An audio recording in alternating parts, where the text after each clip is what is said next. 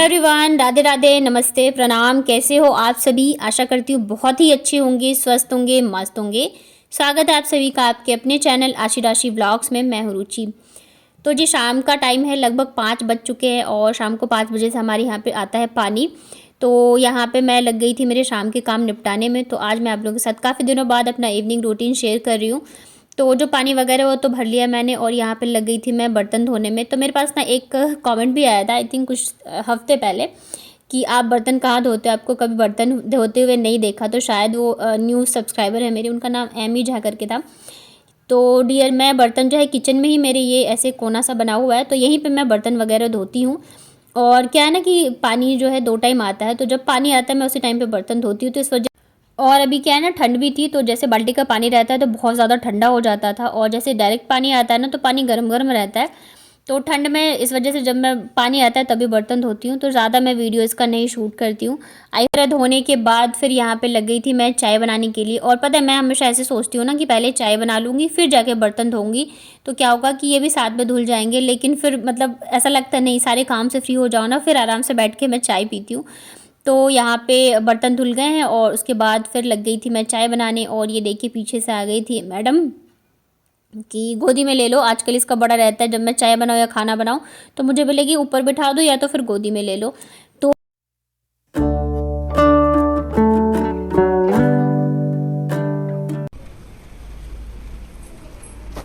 यहाँ पे हो रही है बारिश झमाझम। नहीं, छत पे नहीं आना है।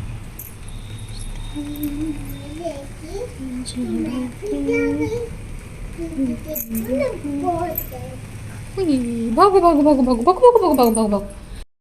तो बारिश के मौसम में ना चाय पीने का एक अलग ही मज़ा है, लेकिन बच्चों के साथ सीढ़ी पे बैठ के तो मैं पी नहीं सकती हूँ, नहीं तो बाबू जो है भाग के चली जाएगी छत पे। तो मैं मेरी चाय लेके आ गई थी फिर रूम में, क्योंकि आशी को पढ़ाना भी है मुझे। तो यहाँ पे ना जैसे कि अभी उसके एग्ज़ाम चल रहे हैं तो रिवीजन कराना है। तो मैं एक बार तो मतलब सारी चीज़ें जो भी उसके पेपर में आने वाली है तो मैं उससे टेस्ट ले लेती हूँ। उसके बाद जो भी मुझे लगता है कि उसमें प्रॉब्लम है, उसको स्पेलिंग में या चीज़ें नहीं आ रही है, तो फिर मैं उसको रिवीजन उसका करवा देती हूँ। तो बस यहाँ पे जो स्कूल की उसकी कॉपीज़ वगैरह नोटबुक है ना जिसमें कि पेजेस बच गए हैं, तो मैं उसी में उसको भी वर्क दे रही हूँ, क्योंकि फिर वो यूज़ के रहेंगे नहीं। 2-3 पन्ने बचे हुए हैं तो अच्छा होगा कि पूरा भर जाएगा तो सही है, कि मतलब निकालने में भी सही रहेगा। अदरवाइज़ 2-3 पेज वेस्ट करने से कोई फ़ायदा नहीं है। तो बस यहाँ पे मैं चाय भी पी रही थी और फटाफट से इसको काम भी देने में लग गई थी। इधर मैंने पीछे चाय रखी थी तो मुझे पता ही नहीं बाबू उसमें मुँह लगा रही थी, अभी जाके मैंने देखा। उसके बाद शाम का टाइम हो गया था पूजा का, तो मैं लग गई थी पूजा की तैयारी में। और मेरे जो पतिदेव है ना क्या करते हैं, जैसे अगरबत्ती वगैरह जलाते हैं ना, तो मैंने यहाँ पे ना ये छोटा सा ये रखा हुआ है टाइल्स का टुकड़ा। इससे क्या होता है ना कि मंदिर जो है, जैसे दिए वगैरह जलाओ तो तेल से या अगरबत्ती जलाओ तो वो सब गिरता है ना, तो इसी पे गिरता है, तो मंदिर जो है इतनी जल्दी गंदा नहीं होता है। लेकिन मेरे पतिदेव क्या करते हैं ना, अगरबत्ती जो है मंदिर के अंदर की तरफ कर देते हैं और सारा जो है ना वो अंदर ही जो आसन लगाया हुआ है उन सब पे गिर जाता है और फिर वो गंदी हो जाती है। और अगरबत्ती वगैरह की जो ये होती है ना राख, उससे क्या होता है ना बहुत जल्दी वो चिपक से जाते हैं, हटते नहीं रहते हैं। तो यहाँ पे मैंने कर दिया है क्लीन। और मैं जलाती हूँ तो ऐसे बाहर की साइड जलाती हूँ, तो क्या रहता है बाहर गिरता है, अंदर की साइड गिरता नहीं और जल्दी गंदा भी नहीं होता है। तो बस यहाँ पे मैं लग गई थी पूजा में, क्योंकि शाम को ही थोड़ा सा टाइम रहता है तो मैं अच्छे से करती हूँ पूजा। और जब भी मैं पूजा करती हूँ तो दोनों बच्चे मेरे साथ ही आ जाते हैं। तो इतने देर में आ गया था पतिदेव का फ़ोन कि शाम की हल्की फुल्की भूख लग रही है। तो बस वही जो हमेशा का रहता है भूंजा, तो मैं वही बना रही थी क्योंकि ख़त्म हो गया। तो वैसे भी बनाओ ना तो 2 से 3 दिन के लिए ही रहता है, ऐसा नहीं कि बना के हफ्ते भर के लिए रख दो। और मैं ज़्यादा बनाती भी नहीं हूँ, अच्छा ही है कि अब मतलब 2 दिन चल जाए वही बहुत है। तो बस कर रही थी मैं उसी की तैयारी, साथ के साथ डिनर बनाऊंगी। तो डिनर आज तभी बनेगा जब आएंगे पतिदेव, क्योंकि आज मैं बनाऊंगी एग करी। क्योंकि बारिश भी मतलब हो रही है, मौसम भी बहुत ठंडा है, अच्छा सा मौसम है, तो मतलब ये लेके आएंगे तभी बनेगा घर पे। तो मतलब ऐसे रहता नहीं, जब भी बनना होता है तो ये लेके आते तभी मैं बना लेती हूँ, घर पे ऐसे मैं नहीं रखती हूँ।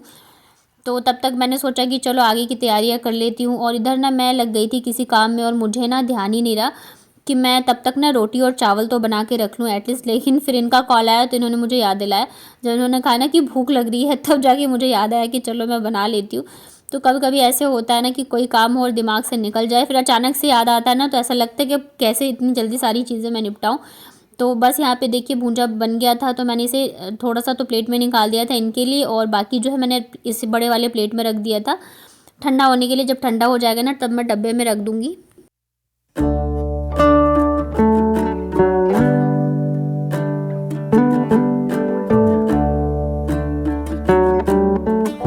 उसके बाद फिर लग गई थी मैं आगे की तैयारी में। तो एग करी बन रही है, तो हस्बैंड जो है रोटी भी खाएंगे, मतलब जब भी नॉनवेज वगैरह रहता है ना तो इनको रोटी और चावल दोनों ही खाना रहता है।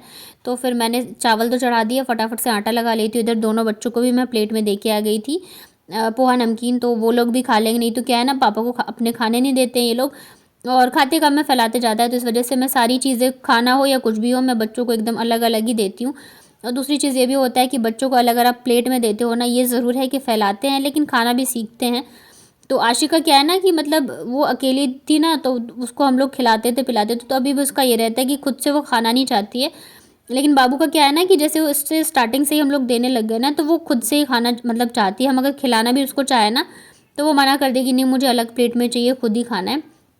तो इस वजह से बच्चों को ना छोटे से ही कोशिश करना चाहिए कि आप उसे अलग ही प्लेट में जो भी चीज़ें खाने को दो, उसे खुद से ही खाने दो, चाहे वो गिराए चाहे फैलाए। थोड़ी सी मेहनत लगेगी लेकिन वो ना खाना सीख जाते हैं। लेकिन आप खुद से ही खिलाओगे ना तो फिर बाद में आपको ही दिक्कत होगी। तो यहाँ पे चावल बन गए, आटा भी लग गया है, तो बस फटाफट से मैं रोटियाँ बना लेती हूँ। तो बस इन्हीं के लिए और बच्चों के लिए रोटी बनाऊँगी। वैसे तो चावल भी बच्चों को पसंद है, लेकिन आशिक को जो है ना सर्दी जुकाम की ज़्यादा प्रॉब्लम रहती है, तो रात को चावल जो है उसको कम ही देना चाहते हैं। लेकिन फिर ये रहता है ना, बना लो तो बच्चे मतलब मानते कहाँ हैं।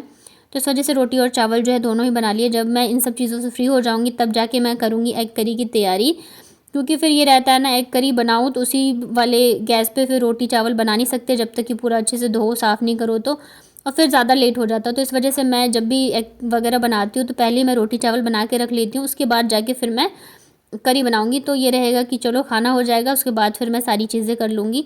इधर बाबू जो है मेरे पीछे पीछे घूम रही थी, मतलब जब भी रोटी बनाओ ना तो ये फिर आटा मांगने आ जाते खेलने के लिए।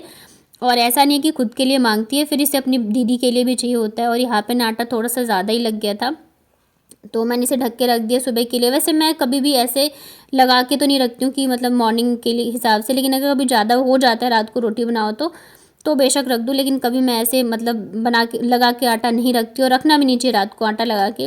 टाइम भी कितना लगता है, अच्छा है ना सुबह सुबह ताज़ा ताज़ा लगाओ। लेकिन अभी मेरे से अभी ज़्यादा लग गया था तो मैंने ढक के रख दिया था। और ऐसा ना अक्सर दिन में होता है, मतलब आटा क्या होता है ना, जब आप मतलब लगाने के लिए मैं लेती हूँ तो मुझे लगता रहता है कम ना पड़ जाए, और लगाने के बाद वो ज़्यादा हो जाते हैं। तो एग जो है काफ़ी छोटे छोटे से लग रहे थे, तो मैंने थोड़े ज़्यादा ही डाल दिए थे। और बच्चे जो है फ्राई में भी ऐसे खाना पसंद करते, तो अगर फ्राई में खाएंगे तो ठीक है, अदरवाइज़ फिर करी में खा लेंगे। आशी तो खा लेती है, बाबू का क्या है ना कि थोड़ा सा वो कम पसंद करती है ये सारी चीज़ें। तो एक मैंने ऐसे बॉईल भी रख दिया था कि मतलब जैसे वो खाना चाहे वैसे खा लेगी। और ऐसे ठंडे मौसम में ना मतलब ये सब चीज़ खाने में अच्छा लगता है। गर्मी आ जाएगी तो फिर तो नहीं खाएंगे, कम ही हो जाएगा। तो यहाँ पे देखिए आज मैं बना रही हूँ बिहारी स्टाइल एग करी। तो यहाँ पे उसी वाले तेल में जिसमें एग मैंने फ्राई किया है, खड़े मसाले डाले, जीरा डाला है, तेज़पत्ता डाला है, और एक सूखी हुई लाल मिर्च मैंने डाल दी है, क्योंकि हरी वाली मिर्च जो है ना बिल्कुल ही तीखी नहीं आ रही है। उसके बाद यहाँ पे अदरक लहसुन हरी मिर्च जो है वो मैंने कुटी हुई डाली है। इसको थोड़ा अच्छे से हम भून लेते हैं। और उसके बाद जो है ये प्याज मैंने 2 से 3 मीडियम साइज का कट करके रखा था, इसे भी मैं अच्छे से भून लेती हूँ। जब तक ये अच्छे से पक नहीं जाते, गुलाबी नहीं हो जाते, तब तक हम प्याज को अच्छे से भून लेंगे। और आप लोगों में किस किस को एग करी खाना पसंद है मुझे कमेंट करके बताइएगा। तो यहाँ पे प्याज भूनते टाइम ही ना मैंने एक लहसुन, खड़ा जो लहसुन होता है उसे भी मैंने धो के डाल दिया है। इससे बहुत ज़बरदस्त वाला टेस्ट आता है, आप कभी ट्राई करके देखना।